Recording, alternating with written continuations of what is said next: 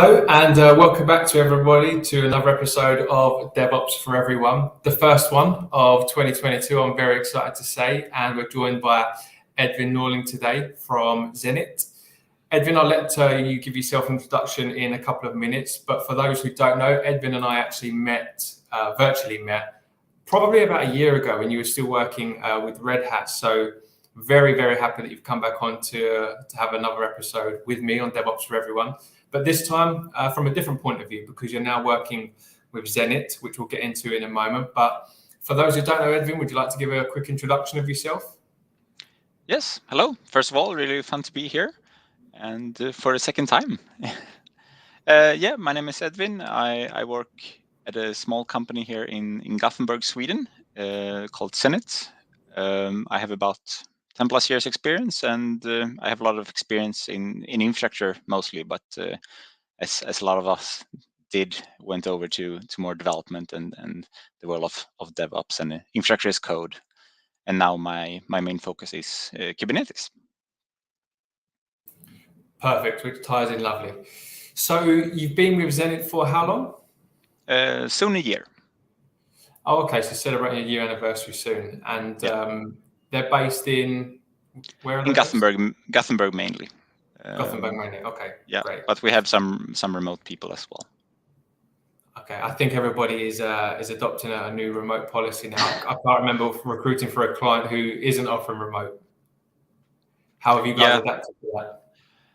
Yeah, we have tried to keep up, have the office open as much as we can, even during COVID. But it's been up for everybody to decide on their own. Sweden, as you might know, have had it a bit more loose than most other places in the world. So yeah, I think the Scandinavian countries, I think from what I've read or what I heard, they coped fairly well compared to the rest of Europe in terms of, COVID numbers and the spikes, and then obviously the lockdown measures as well. And then I think you guys managed to nail it compared to us.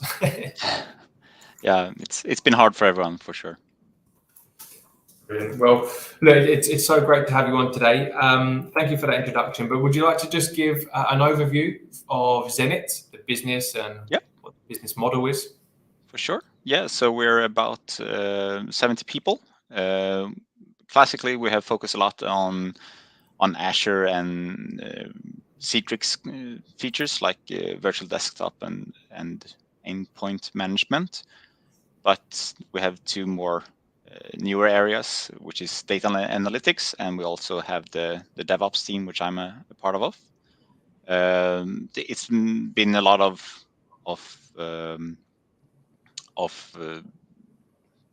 totally leaving me blank here of words. It's not easy speaking English. Of consultants, of course. So classically have a lot of consultant work, but now we're going more towards a service-based structure. So yes, for example, my team, we provide a service called XKS, our Zenit Kubernetes service that we provide to our customers, which is what I focus on day to day. Excellent. And for those that might have comments or questions about the business, Edvin did share with me a number of GitHub links to the company and some of the projects they're working on. So I can certainly share those when I post this on the podcast as well. So your day job, you said you're part of the DevOps team. I guess from on a day-to-day or a week-to-week perspective, what does that mean at Zenit specifically? Because DevOps to one company can be completely different to another. Yeah, so I do both. I do the classical platform stuff like doing infrastructure as code. In our case, it's a lot of Terraform. Mm-hmm. And GitOps, but I also took a lot to our customers about their developer experience and trying to help them to move forward and working in our Kubernetes solution as easy and as quickly as possible. Is the Kubernetes solution the most in-demand solution that Zenit offer at the moment? Because I guess you have a number of different service offerings. I actually can't answer that. I don't know, but from my team, yeah, that's definitely what we focus on, and we have a number of customers within this area. But it's always hard to sell this kind of thing. People think that Kubernetes is just to click on a button in Azure or AWS and say, okay, we got Kubernetes, we're good to go, right? But the horrible truth is that Kubernetes is really hard, and to manage something long term is even harder. Yeah, absolutely. Did you see the recent Kubernetes documentary? Yes, I've seen it. It was Yeah, very enjoyable. Yeah, it's very interesting. I think one of the main things I took away from it was how much reluctance Amazon had to jump on the Kubernetes bandwagon at the start, because obviously it was a competitor, right, to some of their product and services. But it's very eye-opening to see sort of how easily Kubernetes could never have even become a thing, which is really, really interesting. So you're with Zenit. I mentioned before that you was with Red Hat prior. Everybody knows Red Hat, and that's obviously where you and I first met as well. So why make the switch from Red Hat to Zenit? Yeah, as always, when changing job, there's a number of reasons. For me, I was in the services team of Red Hat. So my day-to-day job was to go out to customers and more or less be a consultant and help them to implement advanced features like OpenShift was my main focus there. Yeah. Mostly from a development point of view. So I helped a lot to set up CI/CD pipelines and helping people learn Kubernetes from the developers to learn Kubernetes. So I was supposed to do a lot of travel, but then this little COVID thing happened, and all of a sudden that didn't happen. So I was stuck in my apartment, and that wasn't the most fun experience. But that was the same for everybody. But it didn't go as planned in that sense. And one of the strengths with Red Hat is that OpenShift is that they are focusing on being able to support all different kinds of solutions, no matter if you're on-prem or in the cloud. And it makes it, since this is possible, it makes it a lot of legacy customers is using this feature like to keep on to their on-prem solutions and such. So I was focusing a lot on on-prem, which was also fun, but something I miss sometimes from time at Zenit. But I wanted to learn more about the cloud, since I see that as the future. And also a big thing is that I wanted something more long-term. A lot of customers, when I jumping around between customers, the longest one I was at was for 6 months, and it became very much the same repetitive tasks, even though it was new customers, because even though all customers think they are unique, in the base they want more or less the same thing. They want to be able constantly starting again every few months. Yeah, exactly. So this is Kubernetes, this is how it works. This is how we will set up the CI/CD pipeline, and you learn a bit about their applications, about their current way of working, and you tweak it accordingly, and then make everybody adapt to the new situation which is using something like OpenShift or Kubernetes. So it's very repetitive tasks, which is fine for many, but I long for something to be a long-term engagement, to try to really get into the deep part of operations, how to manage a solution like Kubernetes in the long term, which is something that I get here at Zenit. Because even though I help a lot of different customers here, I can still go and focus on, well, this is something that I can solve from a platform point of view. This is something I can solve in the CI solution that all our customers are using, for example. Is Zenit a startup? No, it's not. I don't really know the definition of a startup, but I guess they managed. They started from a consultant company, so they earned money straight away. And yes, they have some investors, but nothing like no unicorn stuff. Yeah. So they're a smaller business than Red Hat in terms of headcount. Oh yeah, about 70 people. So we're very small. So yeah, what I was leaning on was the fact that when you was at Red Hat, obviously, huge organization, many internal employees, processes, templates, and how to do things. Like what you just said, you was constantly starting again every few months, doing the same repetitive tasks. But I imagine at Zenit, when you're talking to a customer about a problem or a solution or an offering, you have to sometimes be a bit creative, and nothing's ever the same because there's no template in place. There's no specific process. Do you know what I mean? So you have to be a bit creative, and you have that autonomy to go out and create a bespoke solution, which I guess is what you were talking about. Yeah, for sure. But at the same time, we're also, templates can be a bit boring, but it's also helpful because it speeds up things like onboarding. So yeah, we're trying to create templates for ourselves as well. But the easy thing here is that we're 8 people in the team where I am, and we decide of those templates and how to help our developers as quickly as possible. And if a team that we onboard say that, okay, this was good and this was bad, then we can easily change that and adopt that. And the leniency of being a small organization is something that is really nice from my point of view, at least. Yeah, absolutely. Yeah. Okay, so let's stick with Zenit for a minute. And what makes the business, what makes Zenit a great place to work? You've been there for a year now, so. Yeah. No, I really like that it's a small company. I've been in a lot of big companies lately, and coming back and go smaller is something that I think it's fun. I can have a relationship with almost every people that work here. I'm trying to look at my notes here. That doesn't sound very honest all of a sudden. No, but the possibility that since it is a small company, you can stick your head in wherever, a bit more or less wherever you want, and you can have an influence on the company in large go forward. And when you hear about the Q1 numbers and how sales is going, you know that you have had an impact of that. In a big company, it's like, oh yeah, I brought in whatever, $1 million or something. Doesn't really help if the company is is making billions.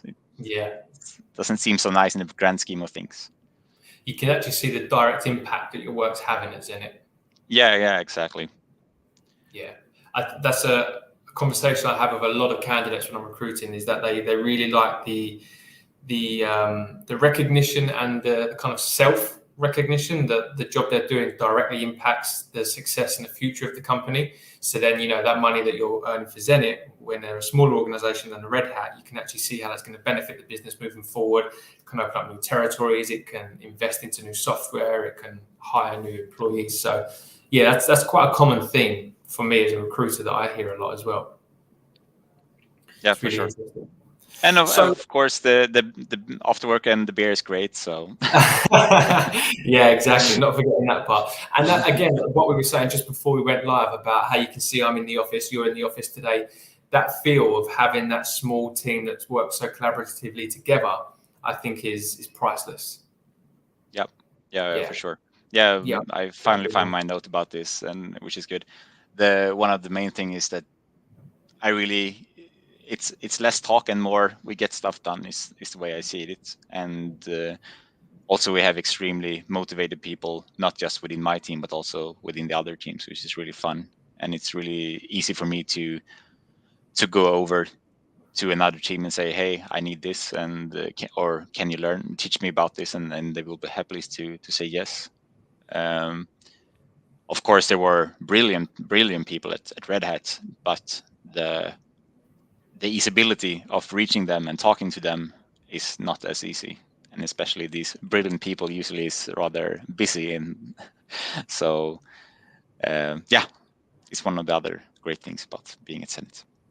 Yeah, fantastic. Talking of brilliant people within the business, I saw recently that your CTO actually publicly recognized some of the work you had done. And is it right, it included Starboard in Zenit's Kubernetes service? Yes.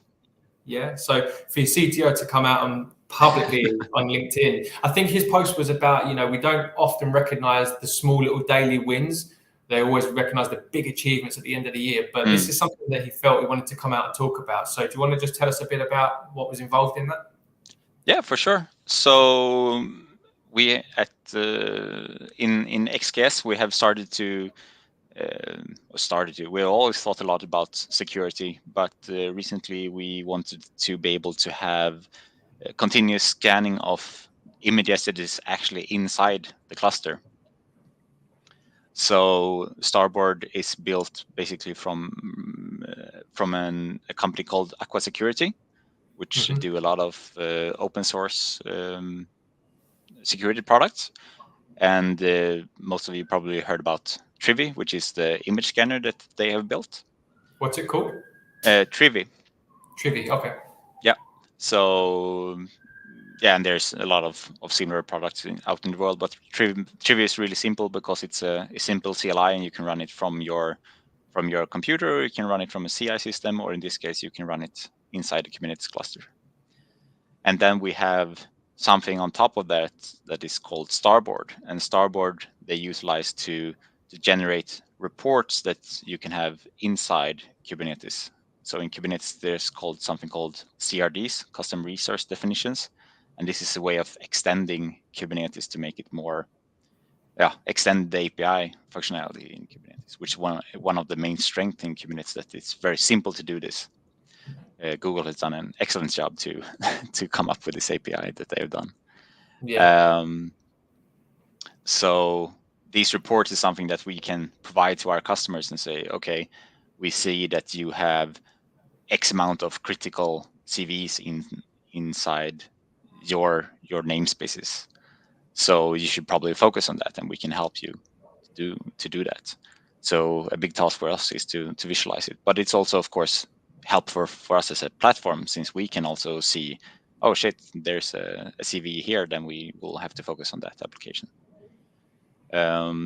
So I've done two PRs, one minor and one bigger. So one of the things is that we have a number of clusters that we manage. So we have like 20 plus something, and it's kind of painful to go in and look at specific CRDs for all the time to get a good overview.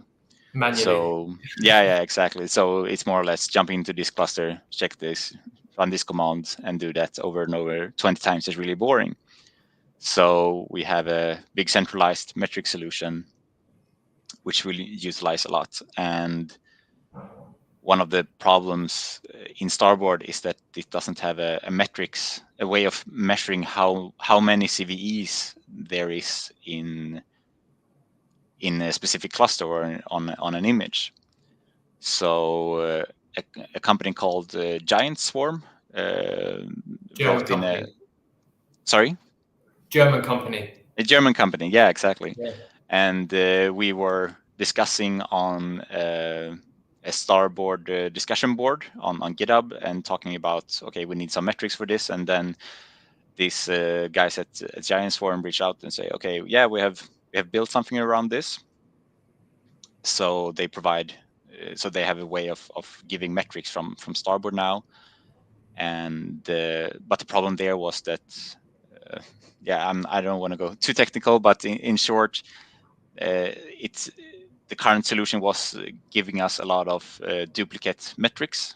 So to solve this, I had to add a flag in Starboard to be able to only generate CVs from the latest, or only generate reports from the latest deployments that was happening, from the latest application version, so to say, instead of also looking at the old ones.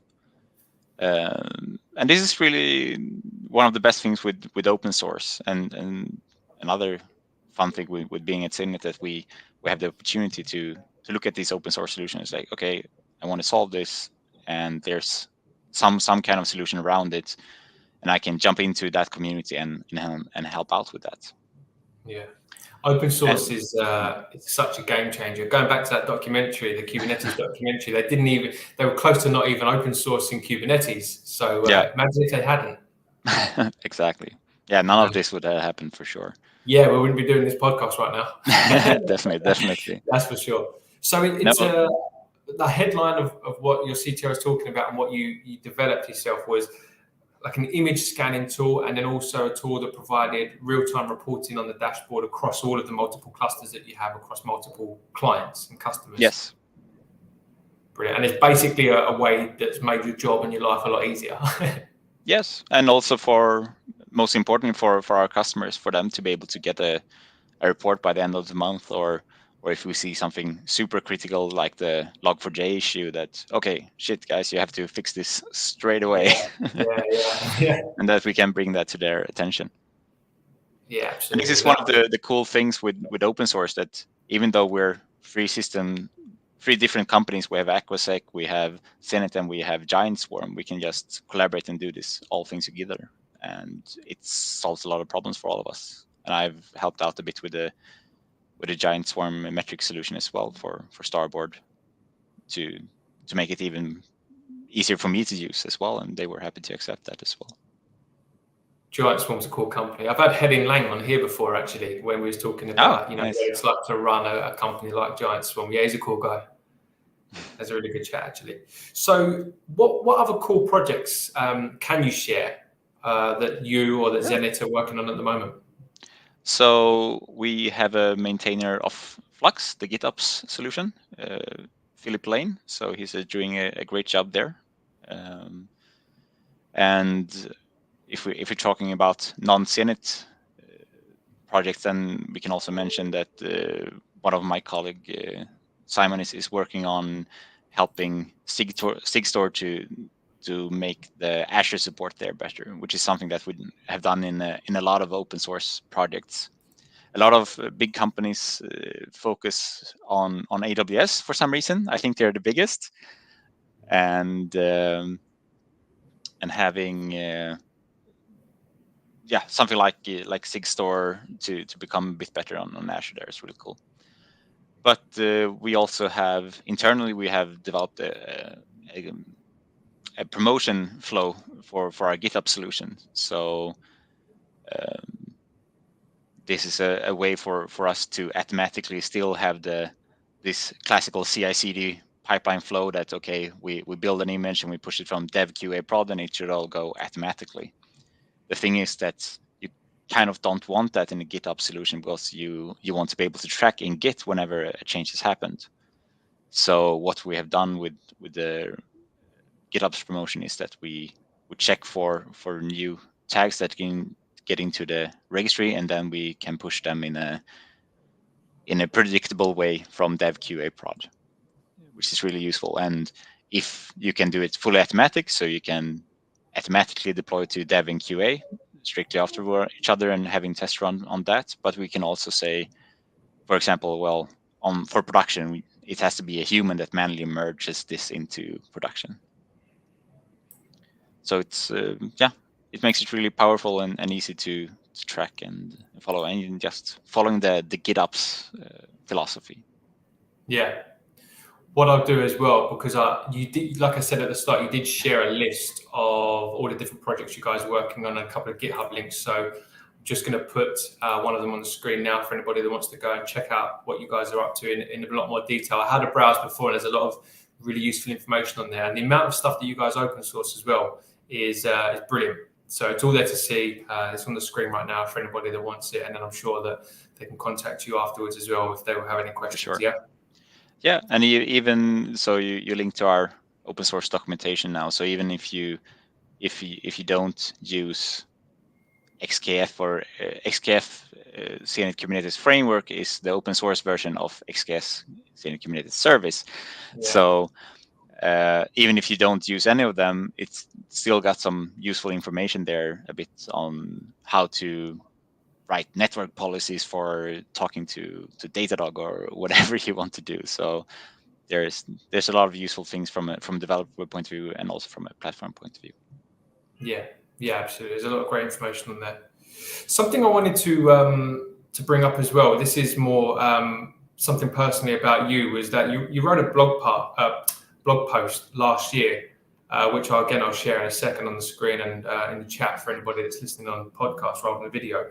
But it was basically how to auto-kill potentially compromised Kubernetes pod. So do you want to just tell us a little bit about that? Yeah, for sure. So it's built on top of Falco. So for those of you who don't know what Falco is, it's a eBPF solution that sits and listens for specific events, and they have written a number of rules that say, okay, if this happens, then you should probably do something about it, or you should at least know about it.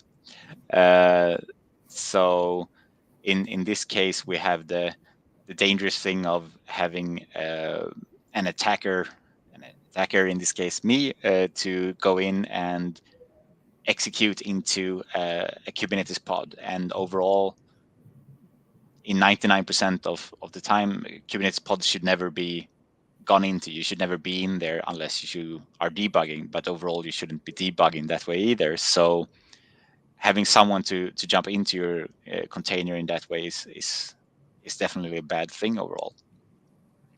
So Falco gathers these events and then it sends them to something called Falco Sidekick, which is more or less a messaging solution that receives these events from Falco and then forwards them to wherever. So it can forward to like S3, I think, or to Slack, or you can also, in this case, forward it to Tekton.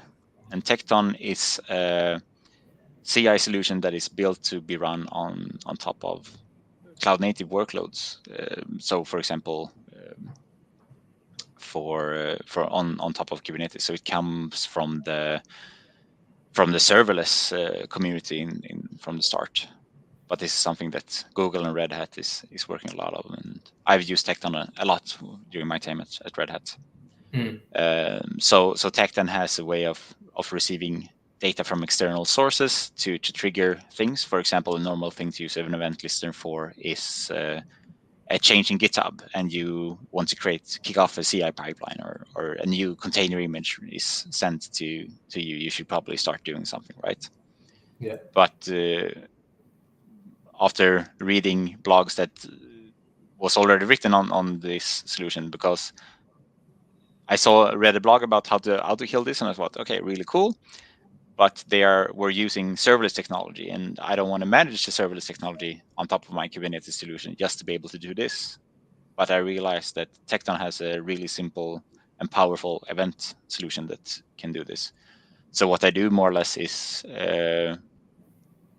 grab this incoming data and parse it and say, okay, this pod has done something bad on it. We should go and kill it. And then we use the power of Kubernetes that will auto start your pod if it gets deleted, and you shouldn't receive any downtime, assuming that you have configured other parts correctly. Yeah. So it's all working. It's an extra security layer on to make sure that if someone managed to get into you, you should at least notice it, and the automation should kick that attacker out. So what's the response been like since you wrote that? Yeah, it was a good response, and a lot of likes on LinkedIn. But no, I hang out a bit on the Falco Slack, and it was a really great experience. Their community is really nice, and I got a lot of help from different people in the community there. Brilliant. Perfect. So, Edvin, tell us also about the Grafana Operator that you're a maintainer of.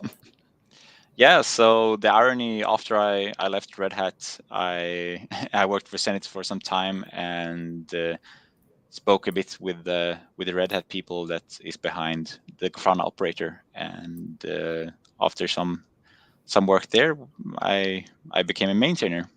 So yeah, the Grafana Operator, what it does is that it applies, or it creates a Grafana instance inside your Kubernetes cluster, but the strength with it is that you can also configure your Grafana, and it can also be used to apply the Grafana data sources and the Grafana dashboards. So you can have a dashboard as code, which is really nice. So in our internal GitOps solution, for example, or just in general GitOps, we can just say, okay, we have this bunch of YAML that contains the Grafana dashboard. We can just throw it in there and have it auto apply to the Grafana instance, which makes it really easy to notice for changes in that environment. Yeah, it's a really fun project. The fellows at Red Hat had done a great job, and I'm really glad to be a part of it. You do a lot of side projects like that one? Not as much as I would like to, but I have a girlfriend and I want to keep her happy. Fair enough. Otherwise, you would. No. Yeah. Yeah. No, but Enough said. yeah, Fair enough. Okay. Yeah, no, Grafana Operator, we just released the version 4.0 just before Christmas. It was a big rewrite from our point of view to make it more newer, and we're already planning for 5.0, and that will contain more breaking changes. So in there we will support multi Grafana instances, which is something that is lacking right now, and it's a very requested feature. But yeah, we would of course love contributors and some of those sweet GitHub stars. So come in and join the community, and we also have a Slack in the Kubernetes Slack. So yes, search for Grafana Operator and come and ask Excellent. I questions. can share that as well, can't I, in the notes after? Yeah, perfect. With the speed of software evolution, you'll be on version 10.0 soon. 4.0 already. Edvin, to close, a couple of questions from me. Every report that I read on Kubernetes right now points towards one thing, and that's a growing popularity and an even higher adoption rate. So what I'd want to know from you is, what's your take on where Kubernetes will be by the end of this year? Basically, what I mean is, it's the de facto system for containerization and orchestration. So we all know what Kubernetes is capable of and how popular it is, but in 10, 11 months' time, what do you see the Kubernetes landscape looking like? From a developer point of view, I think that a lot of developers will need to be focusing a lot on observability. I think it's really simple to spin up a new application in Kubernetes, say, haha, we have microservices, but it's really hard to monitor distributed systems or managing distributed systems overall. I really think that things like distributed profiling, like Parka or Pixel Labs will pick up, which is something I think is really good. But then from a more of a platform point of view of Kubernetes in large, definitely much more focus on security, as we can see currently in the society, and things like S-bombs to be able to follow along how the artifacts that we are using inside Kubernetes is being used. So it's really fun to see that, for example, Sigstore and all the great work that they're doing there, and it's going to be really fun to follow it. And at Zenit, we're already thinking about how to implement it in our solution. Yeah, I'm glad that you said security is going to be a big part of it, because what I can talk about from a recruiter's point of view is the security aspect of every vacancy I recruit for is now it's top of the list. Whereas before it was like, if somebody had a bit of security related background or some sort of interest in security, fine. But now it's like, unless they have a fundamental understanding of Kubernetes security and vulnerabilities, then they wouldn't accept them. I mean, I'll give you an example, DevSecOps.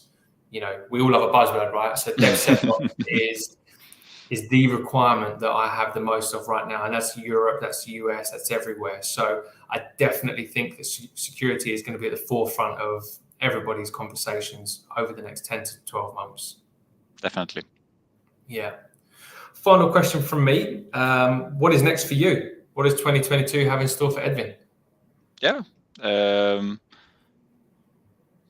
We're going to I'm gonna look a lot on image signing for sure, both privately and at work, because I think it's a really interesting subject. We're gonna improve our logging solution. We already have one, but want to make it better. And so a lot of Loki most likely, and then of course help out to make the developer experience on XKS even better.